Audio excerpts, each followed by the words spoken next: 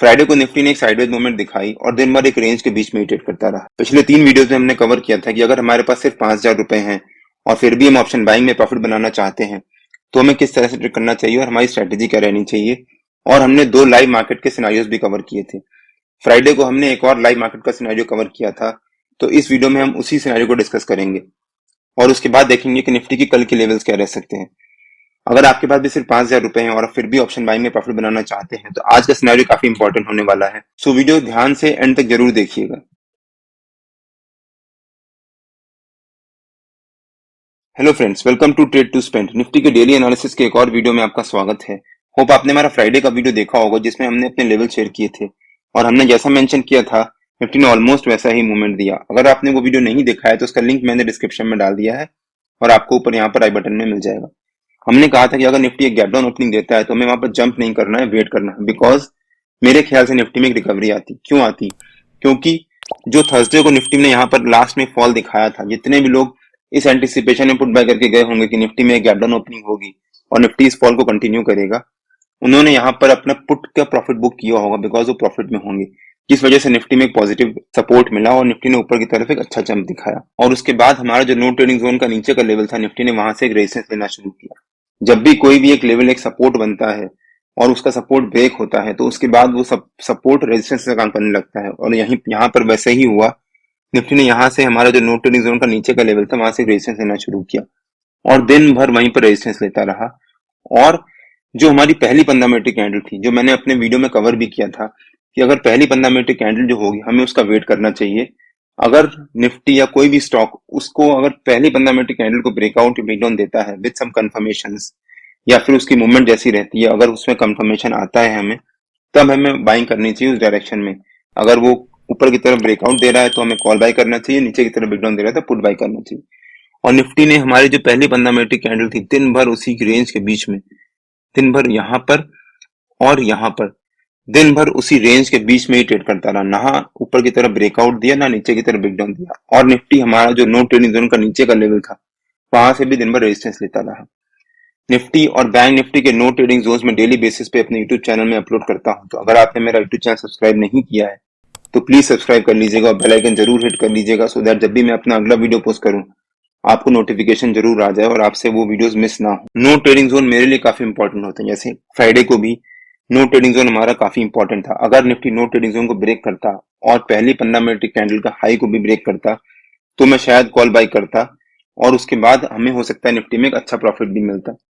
But ऐसा हुआ नहीं और निफ्टी दिन भर एक रेंज के बीच में ही ट्रेड करता रहा। जैसा मैंने स्टार्टिंग में कहा, पिछले 3 वीडियोस में हम लोग कवर कर रहे हैं कि अगर हमारे पास सिर्फ 5,000 रुपए हैं और फिर भी हम ऑप्शन बाइंग में प्रॉफिट बनाना चाहते हैं तो हमें क्या स्ट्रेटेजी रखनी चाहिए। अगर आपने वो वीडियो नहीं देखा है तो मैं रिकमेंड करूंगा कि पहले आप इस वीडियो को पॉज करिए और उन वीडियो को जाकर देखिए। उससे आपको अंडरस्टैंडिंग होगी कि अगर आपके पास सिर्फ 5,000 रुपए हैं और फिर भी आप ऑप्शन बाइंग में प्रॉफिट बनाना चाहते हैं तो आपको किस तरह से ट्रेड करना चाहिए। मैंने उस वीडियोस का लिंक डिस्क्रिप्शन में डाल दिया है और आप वहां पर जाकर देख सकते हैं। अब अगर फ्राइडे को देखें तो फ्राइडे को निफ्टी ने यहाँ पर जो ये पहली फंडामेंटल कैंडल बनाई थी, ना उसका ब्रेकआउट दिया ना उसका ब्रेकडाउन दिया, तो निफ्टी दिन भर एक रेंज के बीच में ट्रेड करता रहा। अगर हमने इस रेंज को बिना देखे या फिर इस रेंज का ब्रेकआउट का बिना हुए अगर हमने कॉल बाय किया होता या पुट बाय किया होता तो हमें लॉस ही हुआ होता। बिकॉज एक तो प्रीमियम डीके होगा धीरे धीरे, प्लस हर कैंडल में निफ्टी ने एक रेड एक ग्रीन एक रेड एक ग्रीन और साइडवेज मूवमेंट ही दिखाता रहा। बुल्स और बियर्स आपस में लड़ते रहे, जिस वजह से ऑप्शन बायर्स को हमेशा नुकसान होता है। तो ये बहुत इंपॉर्टेंट एस्पेक्ट है स्टॉक मार्केट का कि अगर हमारे पास कम कैपिटल है और हम ऑप्शन बाइंग में हैं तो हमें तब तक बाई नहीं करना चाहिए जब तक हमें कोई कंफर्मेशन ना हो या फिर कोई ब्रेकआउट या ब्रेकडाउन ना हो। अगर आपने यहाँ पर बाई किया होता तो आपका 5,000 रुपए का लॉस ही हुआ होता। तो इसीलिए मैं हमेशा कहता हूँ कि वेट करना एक बहुत इंपॉर्टेंट तरीका है ट्रेडिंग का। जरूरी नहीं है कि आप हर रोज ट्रेड करो और वहां से प्रॉफिट बनाने की कोशिश करो, आप वेट भी कर सकते हो। टेस्ट मैच आपने अगर देखा होगा तो बैट्समैन हमेशा वेट करता है कोई एक अच्छी बॉल आने का सो दैट उस बॉल में वो बाउंड्री मार सके। तो ऐसा ही स्टॉक मार्केट में भी है। अगर आपके पास लिमिटेड कैपिटल है तो आप वेट करिए, एक अच्छी अपॉर्चुनिटी मिलेगी आपको बाइंग करने की या सेलिंग करने की। जबरदस्ती जंप करके वहां पर अपना लॉस मत करिए। अगर आपकी कुछ क्वेरीज हैं तो आप मेरे को कमेंट सेक्शन में पोस्ट करिए, मैं उसका आंसर देने की कोशिश करूंगा। मैंने अपने व्हाट्सएप प्रीमियम ब्रॉडकास्ट और फ्री टेलीग्राम चैनल में बताया भी था कि हमें जंप नहीं करना चाहिए, हमें वेट करना चाहिए वहां पर निफ्टी का ब्रेकआउट या ब्रेकडाउन देने का। और निफ्टी एक रेंज में ट्रेड कर रहा है और मैंने रेंज भी मेंशन करी थी, आप यहाँ पे चेक कर सकते हैं। तो आज हमने एक और सिनेरियो कवर किया कि अगर निफ्टी साइडवेज मूवमेंट दिखाता है और हम ऑप्शन बायर्स हैं तो हमें किस तरह से ट्रेड करना चाहिए। अब देखते हैं कि निफ्टी की कल की मूवमेंट कैसी रह सकती है। मेरे ख्याल से निफ्टी कल एक गैप अप ओपनिंग देने के बाद वहां पर एक साइडवेज मूवमेंट दिखा सकता है और फाइनली लास्ट में क्लोजिंग से पहले मे बी लास्ट के हाफ एन आवर में थोड़ी सी प्रॉफिट बुकिंग भी दिखा सकता है, क्योंकि ट्यूसडे को छुट्टी है और मार्केट क्लोज है। तो ज्यादातर लोग सोचेंगे कि कम पोजीशन से ओवरनेट लेके जाएं, बिकॉज इसराइल का जो वॉर चल रहा है तो उसका इम्पैक्ट, और अगले हफ्ते काफी सारी बड़े बड़े कंपनीज के, निफ्टी 50 की कंपनीज के रिजल्ट आने हैं जो कि निफ्टी में एक वेटेज रखते हैं, तो उसका भी इम्पैक्ट पड़ सकता है और हो सकता है मार्केट उसका भी वेट करे। देखते हैं कि निफ्टी के कल के लेवल्स क्या रह सकते हैं। मेरे ख्याल से निफ्टी का कल का रेजिस्टेंस रह सकता है 19575, जो हमारा फ्राइडे का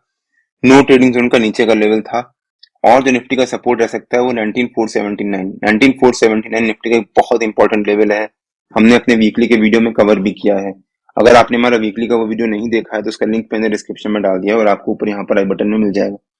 मैंने क्लियरली मेंशन किया है कि 19479 निफ्टी का एक इंपॉर्टेंट लेवल क्यों है, और अगर वो ब्रेक डाउन देता है निफ्टी तो निफ्टी के अगले टारगेट नीचे के क्या हो सकते हैं। तो हो सकता है निफ्टी में कल का रेजिस्टेंस है 19575 और 19479 निफ्टी का कल का सपोर्ट रह सकता है, और निफ्टी दिन भर इसी रेंज के बीच में ट्रेड कर सकता है। मान लीजिए निफ्टी कल अगर एक फ्लैट ओपनिंग देता है, फ्राइडे को जो निफ्टी ने ये फ्लैट ट्रेड दिखाया था उसी रेंज के बीच में अगर निफ्टी कल एक फ्लैट ओपनिंग देता है और यहाँ पर आधा एक घंटा ट्रेड करने के बाद अगर निफ्टी ऊपर की तरफ ब्रेकआउट देता है और उसके बाद निफ्टी हमारा जो ऊपर का रेजिस्टेंस है 19575 उसको भी ब्रेकर के ऊपर सस्टेन करता है तो निफ्टी के ऊपर के लेवल्स ओपन हो जाएंगे। निफ्टी का ऊपर का पहला टारगेट हो सकता है 19607 के आसपास, सेकंड टारगेट हो सकता है 19635 के आसपास, और थर्ड टारगेट हो सकता है 19666 के आसपास। हो सकता है उसके बाद निफ्टी ऊपर के हमारे तीनों टारगेट्स भी अचीव करे।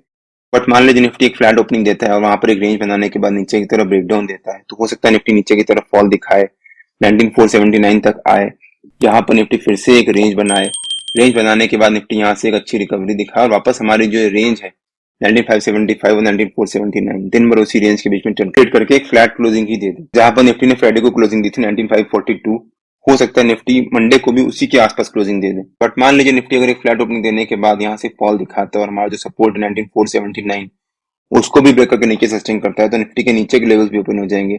निफ्टी का नीचे का पहला टारगेट हो सकता है 19444 के आसपास, सेकंड टारगेट हो सकता है 19410 के आसपास, और थर्ड टारगेट हो सकता है 19376 के आसपास। बट मान लीजिए निफ्टी कल अगर एक गैप डाउन ओपनिंग देता है, गैप डाउन ओपनिंग देता है तो हमें यहाँ पे जंप नहीं करना है, because ICICI bank, Kotak bank, इन सबके रिजल्ट्स आए हैं और रिजल्ट्स अच्छे ही आए हैं।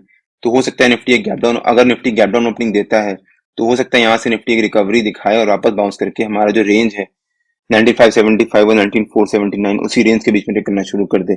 बट अगर निफ्टी गैप डाउन ओपनिंग देने के बाद यहाँ से स्विंग कर जाता है और वहां से एक फॉल दिखाता है तो निफ्टी में हो सकता है नीचे की तरफ एक शार्प फॉल आ जाए। अगर निफ्टी मान लीजिए गैप अप ओपनिंग दे देता है और हमारा जो रेजिस्टेंस है 19575 उसके ऊपर ओपनिंग देता है और वहां पर आधा एक घंटा सस्टेन करने के बाद अगर निफ्टी इस रेंज का ब्रेकआउट देता है तब निफ्टी में ऊपर की तरफ एक अच्छी रैली आ सकती है। बट अगर निफ्टी 9600 के आसपास या 9600 से ऊपर अगर एक अच्छी खासी गैप अप ओपनिंग दे देता है तो वहां पर हमें जंप नहीं करना है, वहां पर हमें वेट करना है। हो सकता है निफ्टी गैप अप ओपनिंग देने के बाद दिन भर साइडवेज हो जाए और उसी एक जो पहली 15 मिनट की कैंडल बनाई थी उसी रेंज के बीच में ट्रेड करता रहे और सेकंड हाफ में फाइनली निफ्टी एक प्रॉफिट बुकिंग थोड़ी सी दिखाए। निफ्टी और बैंक निफ्टी के जो भी लेवल्स होते हैं वो डेली बेसिस पे मैं अपने टेलीग्राम चैनल में पोस्ट करता रहता हूँ। अगर आपने मेरा टेलीग्राम चैनल ज्वाइन नहीं किया है तो उसका लिंक मैंने डिस्क्रिप्शन में डाल दिया है और आप मेरे को टेलीग्राम में ट्रेड टू स्पेंड नाम से मार्केट ज्वाइन कर सकते हैं। अगर आपको वीडियो अच्छा लगा हो तो please like, share and subscribe और बेल आइकन जरूर हिट कर लीजिएगा, सो दैट जब भी मैं अपना अगला वीडियो पोस्ट करूँ आपको नोटिफिकेशन आ जाए। Till than happy trading and जय हिंद।